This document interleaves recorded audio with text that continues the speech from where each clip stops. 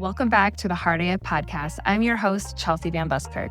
I'm a wife, a mom of three, and a recovering mother hustler on a mission to help millennial moms break free from burnout and reconnect to their feminine power. This show is about healing, spiritual growth, boundaries, and creating a life filled with more joy, ease, and freedom. On today's show, I'm continuing our conversation within this little mini-series on love and relationships. After talking last week about love not being something we earn, but something that's reciprocated, there's another layer I'd like to look at. And that layer is all about how we are showing up energetically. Because love doesn't only respond to our words, it responds to our energy. Whether we realize it or not, we are always teaching our partner how to treat us, not through what we say we want, but through what we tolerate, what we allow, and the energy we bring into the relationship. Are you ready to dive in? Let's go. Hi, everyone. Welcome back. I hope everyone's doing well. In last week's episode, we talked about how love isn't meant to be earned and how so many of us learn to perform in order to feel love or receive love, and how we can unknowingly put conditions on the love that we give and we receive within our relationships, and how authentic love can only show up for us when we show up authentically ourselves. We talked about learning to see the love we are being given, not just looking in the ways that we expect it to be given, but in the ways that our partner is actually showing up and able to give it to us. Because love doesn't always look the way we think it should, but that doesn't mean it's not there. So today I wanted to go a little deeper and talk more about energy and how the energetic vibrations that we embody and show up with around our partners has a significant impact on the quality of our relationship, because love can't thrive in resentment. It doesn't grow in that bitterness, and it really struggles to breathe in control. But that's exactly the environment that a lot of us end up in when we're in relationship, or I guess it happens not because anyone is bad or because necessarily the love is gone. It's because we stop being aligned with ourselves. And that usually happens gradually over time. Just, life gets busy, responsibilities pile up, routines take over, demands increase. And then without ever realizing it, especially as women, we start overcompensating, right? We're like overgiving, we're overfunctioning, over-controlling, over-accommodating. We start taking on more, we start doing more, we carry more, and we don't say anything about it, right? We just keep holding on to all that weight, letting it all continue to stack up until we can't take it anymore. We usually explode in some way and start to realize just how exhausted, how unseen, unappreciated, resentful, angry, and alone that we feel.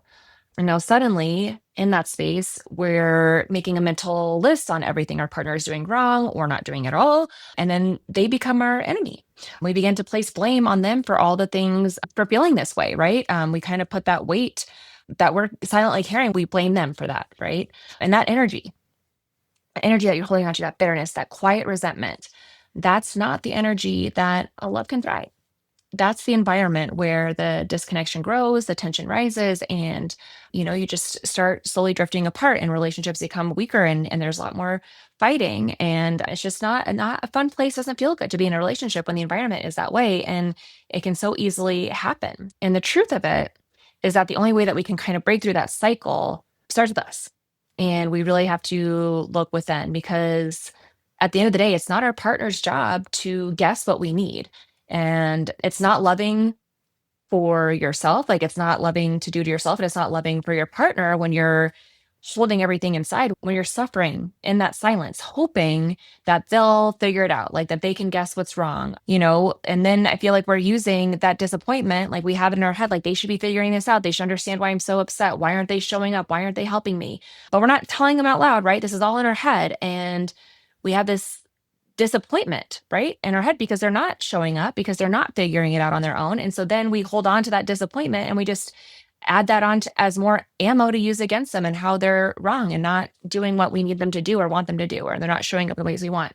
The hard truth about this is this all happens because we're not speaking up. We're not asking for support. We just keep doing everything ourselves. And then when we're just doing everything ourselves and staying in that kind of hyperactive state, we're unintentionally teaching our partners that I've got this and I don't need you. So eventually they stop trying, because why do they want to try if you're just doing everything anyway?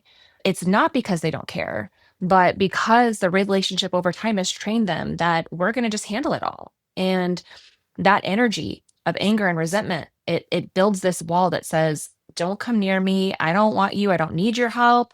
It like ends up pushing your partner further away when a lot of times the reality is we so desperately want them to show up for us. We want them to support us. We want to be seen by them. We feel lonely. But what we're doing is we're like, it's counterintuitive because the more angry and more resentful we get, and the more it's like we really do want them to come show up for us, but we're pushing them away by building that wall, by that being in that energetic state. And keep in mind too that those negative feelings that are building up within you, those feelings are signals. Those are showing you exactly where your boundaries have been crossed, showing us where we're out of alignment and how we're not living life as our best selves or in our highest energy. And so it's a call to action to yourself when you start feeling those negative feelings, when you're in that state. It's a siren, right? Like it's an indication of like something's wrong. We are not in alignment. That's your signal to do an energy check, right?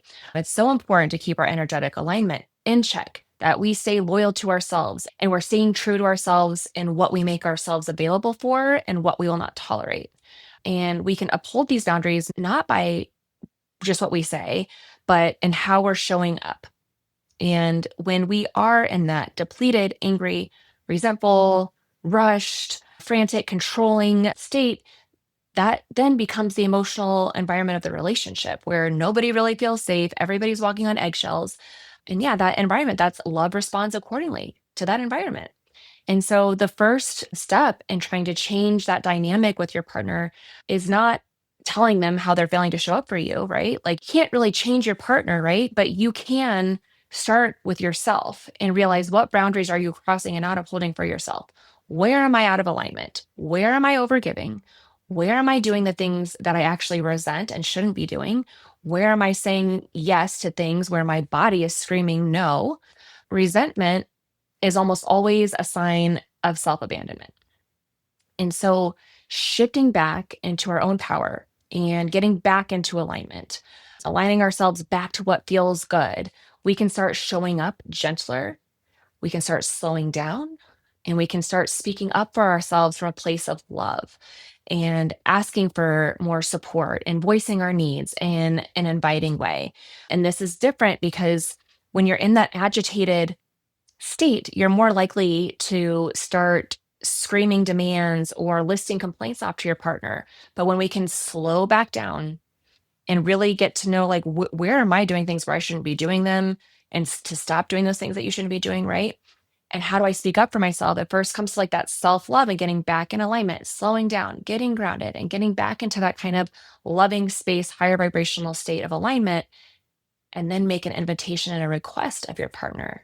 And it comes off differently when you can be in that space. You can then be in this neutral state. You're not heightened, you're not blaming. You're just in this space where you're just out of love asking your partner that you love an invitation for them to help you as an act of love that you would like to receive, right? And an invitation, so I'll give you an example of what an invitation sounds like. So like for me, some of the things that I really need help with during the week is with my daughter's soccer practices.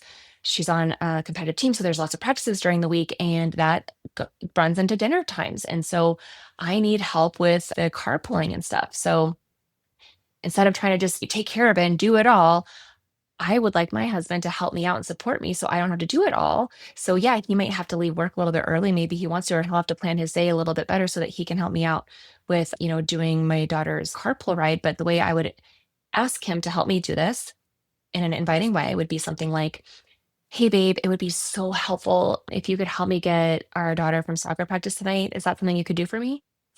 Something simple. It's clear. I'm being concise. I don't have to explain it. I don't have to be like, because that's when I'm going to be making dinner. Like, I'm not coming from that place, not talking rush. I'm just very calmly asking, like, this is what I need. Could you do that for me? Or something that I get really like anxious. Like if I am expecting my husband to be home, he usually comes home at the same time every day, but sometimes things run a little longer. Like people hold him up on the phone and then he has, he's stalling, packing his things up and heading home. So he might be late.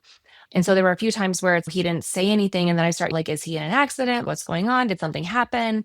If I want to make this request about, can you communicate if you're running late or something like that? Like I could do something like, hey babe, it makes me feel really anxious when you're running late and aren't home when you usually are. Can you communicate me and let me know next time? Easy as that. So it's clear I'm stating like I'm letting him know it makes me feel anxious and it could really help me if you could communicate. next time? So I'm not blaming him, I'm inviting him. So when we can invite by staying grounded in that love with that softness and express our feelings, speaking from the heart, instead of asking from that heightened state of resentment and anger, where that judgment and criticism tends to come out energetically, right? We're sending signals of that guilt and shame to our partner, which then repels them even further and isn't very motivating for them to want to show up and give us what we're really wanting, right? But again, if we slow down, get grounded, speak with love, remembering and holding the image of them, because maybe you do have things that you're still kind of just mad, right? You're bitter about, but if you can hold on to like the memories and the good things that they show up for in your relationship or in your life, right? Like remember all the good they bring, all the things they do for you, right? Remembering those moments where they have put an effort in and showing up for you, and keep that vision of your partner, because like you're with your partner for a reason, right? Like they've definitely shown up for you before. So remembering those parts and those pieces of them that they can show up for you, right? So yeah, inviting them to show up, to let them know your needs. Use feelings, like let them like express, like give it a clear, short invitation, speak from that place of wholeness and self-love. And then this is the most key part. After you give that invitation or that request, you step back, you create space, you lean back, right? You create space, you resist that urge to control the outcome, you allow your partner the opportunity to show up for you. You give them that space to come forward, okay? Because our energy tells them that we trust them, that they'll show up for us. Because the reality is, people, they cannot rise when you are hovering or micromanaging or already assuming they're going to fail, right? No one wants to do something if they're feeling manipulated, or, if they already feel like your foot is on their neck, like they're probably not very motivated to want to do anything, right? But if you stay in that alignment, and then let me be clear, this is not about manipulating. You're not manipulating your partner. This is about being in alignment. This is about being connected to your pleasure, to trusting yourself, like trusting your nervous system, knowing your worth, like really connected to all those things. Because when you're connected and in alignment with all those things, you're showing up differently. You're calmer, you're clearer, you're more grounded. And from that energy, when you're asking for what you need, it doesn't feel needy or demanding, right? Because you're speaking from like, that you deserve to have support and help, right? And there's things that you can't do at all. So we got to take that ego part of like feeling like we need to be applauded for doing everything and wearing that as a badge of honor of doing all the things. Like it's time to get rid of that and really soften into knowing that it's okay to receive help. I am so worthy of receiving help, and I deserve to have a partner where we work together, and I don't have to do it all, because I deserve to have fun and be free and flowing and be in my feminine power, right? Because this is the space that love thrives in. Love responds to clarity, to softness, to safety. And the last thing that you can do to kind of help keep things moving in this direction of balance and reciprocation with your relationship is by making sure that after you've done this invitation and your partner shows up for you, that you share that appreciation, right? Anytime they show up for you, you always have to share that heartfelt appreciation for them, because what you appreciate appreciates. So it adds more love and love fuel to that fire, right? And it like incentivizes your partner to keep wanting to show up for you. So when they feel appreciated, when they know that they've done something, like they did it, right? It's like, think about when, back in the day, men go out to battle to fight for their family, or they go hunt to gather, hunt to bring back home food. It's like they want to be like, yeah, I did it. I provided for my family. I did it. I did this for my woman, kind of a thing, right? So it's like, when you show that appreciation, they're going to feel so good. They're going to feel empowered, and it's going to motivate them to want to keep showing up for you, to keep, seeing you in this happy, relaxed state. Because when you're feeling good, it's raising that energetic vibration of the house, where they're going to meet you at that vibrational level, right? And that's where things are feeling good, and we're going, like we're doing things together, right? And so it's just all about like that energetic, what are we showing up as, and what's that energetic vibration that we're, putting out there in the world, especially within our homes and within our relationships. I'd say one of the bravest things you can do in a relationship is really learning to trust, trusting that if we step back, they're going to step forward, trusting that if we stop overfunctioning, if we stop doing some of the things that we've been doing for so long now, right? We've been doing everything for so long, but if we take that, we get time to get back in alignment and stop not doing, like when we start taking things off our list and stop doing some of these things, like stop over functioning and trusting that balance is going to return. If we can trust and honor ourselves, or trusting that when we honor ourselves and we stay in alignment and uphold our boundaries, that the relationship can recalibrate with that more loving synergy. And here's the thing. If it doesn't, that's information for you. And that matters too, because love isn't meant to survive on one person's exhaustion. That's not how it works. So stand in your power, in your alignment, speak up for yourself and hold your boundaries sacred. And then then allow that space for your partner to show up and meet you. And if they don't, if they can't, that's a message and an indication to you that your partner isn't ready to be in a relationship, right? That's the boundary. Do not bend or abandon yourself. That kind of goes back to are you performing? Are you conforming in order just to have a perceived love? Because that's not love. They're not showing up for you. So stay firm, but soft in your power. And your partner will eventually rise up to meet you, or it will be an energetic mismatch and they will vibrate. You guys will vibrate out of partnership. But you get to keep holding yourself in self-love and staying in alignment and staying open to receive and attract that partner that will meet you where you're at. There's so much power we can harness by slowing down and embracing our feminine energies. And when we stay aligned, we attract, we stay high vibe, but we're easily accessing our joy and our pleasure. We flow. Instead of that piece of us that gets all high strung and we're super tight and bitter and resentful and a constant state of irritation and want to control everything and get upset if things don't go our way and trying to force things to happen and doing everything ourselves, but then getting pissed off at everyone else because we don't want their help. Yeah, no one wants to be there. I've been there. I get it. I know so many of you can relate to being in that space, and it's not a fun place to be. I don't like to be like that. You know, no one wants to be around somebody who's got to stick up their ass all the time, right? It's fun to just be in flow and be in the present and just really slowing down, staying in alignment. Today, I want to leave you with this reflection after this episode. Where are you overgiving in your relationship? Where are you holding on to resentment instead of speaking truth? What would it look like to show up as a more aligned version of yourself? By staying aligned with yourself first, what would that look like? Love isn't just about what we receive, it's about the energy we cultivate when we slow down, when we soften, when we align with ourselves. We create the space for love to meet us there. I really hope this episode resonated with you, that you got something from it. I can't wait to be back with you next week so we can continue this conversation and this mini series. Next week, we'll get more into a little bit about our nervous system and creating safety within ourselves so that we can receive love. All right, I'll see you guys next week. Peace. Thank you so much for spending this time with me today on the Heart AF podcast. Please share this episode with anyone you can think of that may need a little hope and encouragement right now. I love connecting with my listeners, so feel free to message me any questions or feedback. If you tag me in your social posts or stories, I will give you a shout out and repost on mine. I can't wait to be back with you next week. Until then, keep choosing love, keep choosing hope, and live heart as fuck.